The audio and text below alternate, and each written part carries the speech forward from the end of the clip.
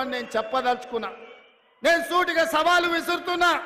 తాటి చెట్టు లెక్క పెరిగితే సరిపోదు, దూలం లెక్క ఉన్నావు, దూడకున్న బుద్ధి కూడా లేదని ఆనాడు హరీష్ రావు సవాలు విసిరిండు. మీరు రైతు రుణమాఫీ చేయండి, నేను సిద్దిపేట ఎమ్మెల్యేకు రాజీనామా చేస్తా, మళ్ళా ఎన్నికల్లో పోటీ చెయ్యనని. ఇవాళ ఈ వైరాగడ్డ మీద నుంచి ఖమ్మం ప్రజల సమక్షంలో హరీష్ రావు, నీకు సీము నెత్తురుంటే, సిగ్గు లజ్జ ఉంటే రాజీనామా చెయ్యి.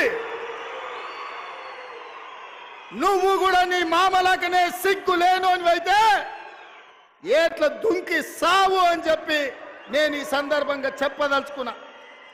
ఆయననే నేనన్నా, హరీష్ రావు సిద్ధంగా ఉండు, సిద్దిపేటకు పట్టిన శని పీడ చీడ విరుగడవుతుంది.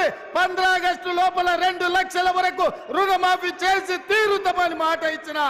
ఇవాళ 15 ఆగస్టు నాడు మళ్ళీ అదే ఖమ్మం గడ్డ మీద నుంచి ఇవాళ సవాలు విసురుతున్న హరీష్ రావు, నీలో చీము నెత్తురుంటే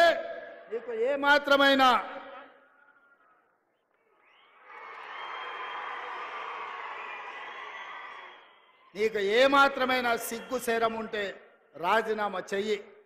నువ్వెట్లాగూ రాజీనామా చెయ్యవు, నీది సిగ్గులేని జాతి.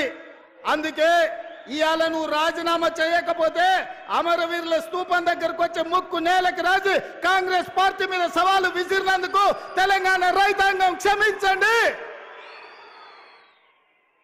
మాట తప్పని పార్టీ కాంగ్రెస్ పార్టీ రుణమాఫీ చేసింది. నేను విసిరిన సవాల్ను వెనక్కి తీసుకుంటున్నానని తెలంగాణ రైతాంగానికి క్షమాపణ చెప్పు. ఇవాళ నేను ఒక్క మాట అడగదలుచుకున్నా, నేను గుర్తు చేయదలుచుకున్న ఈ ఖమ్మం ప్రజలకు.